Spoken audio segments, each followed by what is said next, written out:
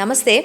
మనలో చాలామందికి నవగ్రహాల దగ్గరికి వెళ్ళేటప్పుడు శని ఎక్కడుంటారు, రాహుకేతువులు ఎలా ఉంటారు, సూర్యుడు ఎక్కడుంటారు, ఆ నవగ్రహాల ప్లేస్మెంట్ గురించి చాలా డౌట్స్ ఉంటాయి. అలాగే మనకి శని గ్రహంకి చేసుకునే పరిహారాలు వేరేగా ఉంటాయి, రాహుకేతు గ్రహాలకు చేసుకునే పరిహారాలు వేరేగా ఉంటాయి. ఈ రెండు గ్రహాలు అంటే ఈ మూడు గ్రహాలకు వచ్చేసరికి పరిహారం చేసుకోవటానికి కానీ పరిహారం చేసే వాళ్ళకి కానీ చాలా నియమనిష్టలు కావాలి అంటారు. సో అసలు ఈ పరిహారాలు ఏంటి, ఎవరికి ఎలాంటి పరిహారాలు ఉంటాయి, అలాగే ఏ గ్రహం ఎక్కడ ఉంటుంది, ముఖ్యంగా మనం ఆ నవగ్రహాల చుట్టూ అందరూ తిరగచ్చా, ఎలా తిరగాలి, ఇవన్నీ డీటెయిల్ గా అడిగి తెలుసుకుందాం. మనతో పాటు ఉన్నారు ప్రముఖ జ్యోతిష్యులు మందసూరి నారాయణ గారు. నమస్తే గురుజీ. నమస్కారం గురుజీ. శని దోషం, అలాగే శని దోషం నుంచి అడిగారు మీరు. ఈ దోషాల కోసం కొంచెం మాట్లాడుకునేటప్పుడు కన్నా ఫస్ట్ గర్భాలయం అంటే నవగ్రహాలను దర్శించుకోవడానికి వెళ్ళేటప్పుడు మీరు అన్న ప్రశ్న బాగుంది, కానీ ఇప్పుడు ఇలా ఇక్కడ చూపిస్తే క్లారిటీగా అవతల వాళ్ళకి అర్థం కాదు, కానీ ఇక్కడ మధ్యలో సూర్యుడు పోతుంటాడు, అంత మాత్రం క్లారిటీ చెప్తాను నేను. మిగిలిన చెప్పాము కూడా ఈ మూల ఈశాన్యం, అలా కాకుండా ఈ శని గ్రహం గురించి మనం విశేషంగా మనం మాట్లాడదాం. ఓకే, ఇప్పుడు శని గ్రహం గురించి మనం మాట్లాడుకున్నామండి. నవగ్రహాలలో మన శని గ్రహం గురించి విశేషంగా చెప్పుకోవాల్సి వస్తుంది. ఎందుకంటే ఇప్పుడు ఏ దేవాలయంలోకి వెళ్ళినా ఈ నవగ్రహాలు ఏదైతే ఉంటుందో అందులో విశేషంగా శనీశ్వరుడు ఉంటాడు కాబట్టి టక్కున నవగ్రహాలు చూడగానే నాకు ఎక్కడైనా శనీశ్వరుడు చూసినందుకే ఫీల్ అయిపోతారు. ఏమనుకుంటారంటే అవి అవన్నీ గుడికి వెళ్ళలేదు, అన్ని గుళ్ళకి వెళ్ళి నవగ్రహాలు చుట్టూ తిరుపతి ఆ శనీశ్వరుడు మనం పట్టుకుంటాడేమో అని భయంతో సరే అక్కడ కూడా ఓ ప్రదక్షిణ చేసి వచ్చిద్దాం అని అనుకుంటారు. సాధారణంగా 90% అలాగే చేస్తారు. అలా దేవాలయంలో ప్రతి దేవాలయం నవగ్రహాలకు సంబంధించిన మనకు మంటపం ఇది కనబడుతుంది. ఎందుకు కనబడుతుంది అంటే దాని చుట్టూ ప్రదక్షిణ చేస్తే కొన్ని గ్రహ పీడనం అనేది తగ్గుతుంది కదా అనే ఉద్దేశంతో అలాగే నిర్మాణం అది చేసి ఉంచుతారన్నమాట. అయితే ఇక్కడ ఏంటంటే శనీశ్వరుడికి వచ్చినప్పుడు ఏంటంటే సహజంగా ఏళ్ళనాటి శని, అష్టమ శని, అర్ధాష్టమ శని అనే 3 రకాల శనీశ్వరుడు యొక్క పీడనాలు మనకు కనబడతాయి. ఈ యొక్క ఏళ్ళనాటి శని అప్పుడు 7.5 సంవత్సరాలు ఉంటుంది, అర్ధాష్టమ శని 2.5 సంవత్సరాలు ఉంటుంది, అష్టమ శని కూడా 2.5 సంవత్సరాలే ఉంటాయి అన్నమాట. సో అష్టమ భావంలోకి మన యొక్క ఇది గోచారాలను తీసుకుంటాం. అంటే మీ చంద్ర లగ్నాతు అది ఏ రాశి అయిందో ఆ రాశి నుండి చతుర్థ భావము అలాగే అష్టమ భావం, చతుర్థ భావం చూస్తే అర్ధాష్టమ శని, అష్టమ భావం చూస్తే అష్టమ శని కింద మనం తీసుకుంటాం. అలాగే మీరు ఏ రాశిలో పెట్టారో ఆ రాశికి ముందు రాశి వెనక రాశి ఆ రాశిలో శని సంచారం జరిగేటప్పుడు దాన్ని ఏళ్ళనాటి శని కింద తీసుకుంటాం. లాజికల్కి జరిగే విషయం అన్నమాట. అయితే ఇప్పుడు శని పీడనము అని మీరు ఒక ప్రశ్న ఇస్తారు. పీడనం అంటే ఒక్కొక్క దానికి ఒక రకమైన పీడనం ఉంటుంది. అన్నిటిని మనం బ్యూటీగా చెప్పుకోవాలంటే శనీశ్వరుడు చెప్పుకోవాలనుకుంటే శని ఒక అనుభవాన్ని ఇస్తాడని చెప్పచ్చు మనకు. ది బెస్ట్ థింగ్ అది. పీడనం కంటే శని మంచి అనుభవం ఇస్తాడని చెప్తాడు. అంత అనుభవం ఇస్తాడంటే మంచి చెడుకి వ్యత్యాసం చెప్తాడు. ఒక గోల్ రీచ్ అవ్వాలన్నా, ఒక థీమ్ రీచ్ అవ్వాలన్నా, ఒక టార్గెట్ లో మనం ముందుకు వెళ్ళాలన్నా, ఒక ఎక్స్పెక్టేషన్ లెవెల్లో మనం ముందుకు వెళ్ళాలన్నా వీటన్నిటికీ ఒక అనుభవం కావాలి. అనుభవం లేని మనం వెళ్ళాం. Anything what ever it. ఈరోజు మనం అస్ట్రాలజికల్గా మాట్లాడుతుంటే 20 ఏళ్ళ అనుభవంతో ఈరోజు మీతో మాట్లాడుతున్నాం. ఒక పుస్తకం ఉంటూ పెన్ ఉంటుంది, మీరు ఏ ప్రశ్న వస్తే సమాధానం చెప్పగలుగుతాను. ఎందుకు అనుభవం అంటే ఆ అనుభవంతో మనం మాట్లాడగలుగుతున్నాం. అలాంటి ఒక అనుభవాన్ని ఇచ్చేది ఎవరు అంటే శనీశ్వరుడు.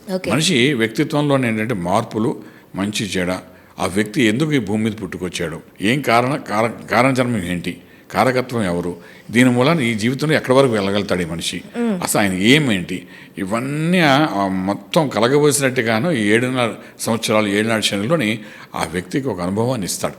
ఫస్ట్ టైం వచ్చినప్పుడు ఫస్ట్ టైం రాగానే లైఫ్లోని వాడు ఇచ్చే అనుభవం అన్నమాట. అది ఒక్కొక్కసారి చిన్న వయసులోనే ఏళ్ళనాటి శని వస్తుంది, ఒకసారి పుట్టగానే ఏళ్ళనాటి శనితో పుట్టేవాళ్ళు ఉంటారు. అప్పుడంటే బాలారిష్టల్లో కౌంట్ చేస్తామన్నమాట. పుట్టగానే అలా ఇప్పుడు ఫర్ ఎగ్జాంపుల్ ఇప్పుడు కుంభరాశిలో ఎవరో పుట్టారు అనుకోండి సంవత్సరం, కుంభంలో కానీ మీనరాశి, రేవతి నక్షత్రం కానీ, పూర్వాభాద్ర నక్షత్రం కానీ, ఉత్తరాభాద్ర నక్షత్రం పుడితే వాళ్ళు పుడుతూనే ఏళ్ళనాటి శనితో పుట్టినట్టమాట. సో అలా పుట్టారు అనుకోండి, పుట్టుకతోనే వాళ్ళకి ఏంటంటే బాలారిష్టాలు కొన్ని ఉంటాయి. శని చంద్రుల కాంబినేషన్స్ ఏంటంటే హెల్త్ ఇష్యూస్ ఏవో చిన్న ఉంటాయి. దిగువ భాగం యూరినల్ ప్రాబ్లమ్స్ కానీ, మోషన్లో ప్రాబ్లమ్స్ కానీ, ఇలాంటివి ఏవో చిన్న బాలారిష్టాలు ఉంటాయి. అదంతా ఒక 7-8 సంవత్సరాల వరకు ఉంటాయి, ఆ తర్వాత తగ్గిపోతాయి. సో ఇదేంటంటే ఇవన్నీ ఒక మనిషి యొక్క అనుభవానికి సంబంధించిన ఒక మిషన్ అనుకోండి. ఇప్పుడు మీరు ఒక చెట్టు మీద పండు కావాలి, తీసుకోవాలంటే ఇలా దిగుకుంటూ రాదు కదా. అది మనకి ఏదో ప్రయత్నం చేయాలి. ఒక కరతైన కొట్టే ఓపిక ఉండాలి మనకు, లేకపోతే గంతో పిలిచి దానికి ఓపిక ఉండాలి. ఈ రెండు మన దగ్గర లేవంటే చెట్టెక్కి ఓపికనే ఉండాలి.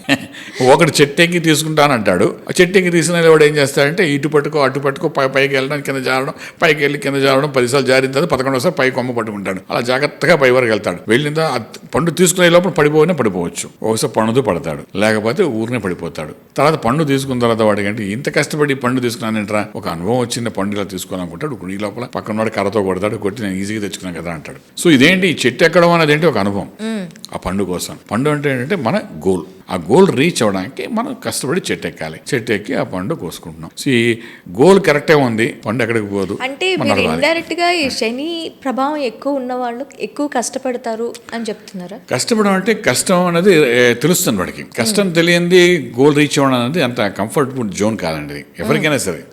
ఏదో టైంలో వాడికి తెలియని కష్టం అది ఇంటర్నల్గా వాడి బాడీకి శరీరానికి ఏ గ్రహమైనా వాళ్ళు చేయవలసిన డ్యూటీ పర్ఫెక్ట్గా చేస్తారు. వాళ్ళకి రిశ్వత్ ఇవ్వలేము, మనం డబ్బిచ్చి కొనుక్కోలేము వాళ్ళని. అంటే ఏ గ్రహం చేయవలసిన డ్యూటీ వాళ్ళు కరెక్ట్గానే చేస్తారు. వాడు అలా డౌట్ ఏం లేదు. ఇంకేమైనా ఎటొచ్చి మనం చేసే ఈ సాధన ద్వారా కానీ మంత్ర సాధన ద్వారా కానీ ఒక యాగాలు చేసేటప్పుడు, యజ్ఞాలు చేసేటప్పుడు, ఉపదేశం చేసిన మంత్ర సాధన చేసేటప్పుడు, అలాగే మన రకరకాల మెడిటేషన్స్ చేస్తున్నప్పుడు, తీర్థయాత్రలకు వెళ్ళేటప్పుడు, క్షేత్ర దర్శనాలు చేసుకునేటప్పుడు మనకు కొన్ని దోషాలు కొన్ని ప్రభావం మనమే పడకుండా ఉంటాయి. ఓకే, అది ప్రభావం పడలేదు కదా అని ఆగిపోతే అది కరెక్ట్ కూడా కాదు. అది ఆటోమేటిక్గా అది చేయవలసిన డ్యూటీ చేస్తారు. శనితో జిమిక్స్ చేయలేమండి. Let me make it very clear. నేను ఊర్లో అందరికీ చెప్తుండేవాడిని సరదాగాను. ఏంటంటే శనీశ్వరుడిని కొంచెం జిమిక్స్ చేసుకోవచ్చేమో అని అనుకుంటే అందరికి అలా కుదరదని అన్నవాడిని. అయితే నాకు కూడా వస్తుంది కదా, మీకు వస్తుంది, నాకు వస్తుంది, అందరికీ వస్తుంది కదా. నాకు ఇలాగే ఈ మధ్యకాలంలో అర్ధాష్టమి విషయం వస్తుంటే నేను ఒంటిండా బంగారాలు ఇవన్నీ బాగానే ఉన్నాయి, ఇవి ఎవడన్నా ఎత్తిపోతాడేమో అనుకుని కుంభమేళకి వెళ్ళాం. చిన్న పెట్టగదా చెప్తాను మీకు.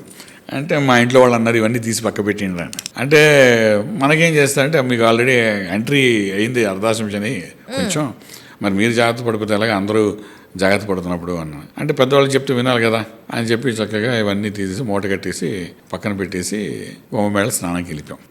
స్నానానికి వెళ్ళిపోతే ఇది మెడలో కంఠాభరణంగా ఒక రుద్రాక్షమాల బంగారం గొలుసు అది ఉంది. అది ఎప్పుడు తీయం, 30 ఏళ్ళగా ఎప్పుడు తీయలే. సరే అది అలా ఉంచేసి మిగిలివన్నీ వెళ్ళిపోయాం. ఆ శనీశ్వరుడు తెలుసు కదా ఏం తీసుకోవాలో, ఇవన్నీ భగవంతుడు తెలుసు కదా.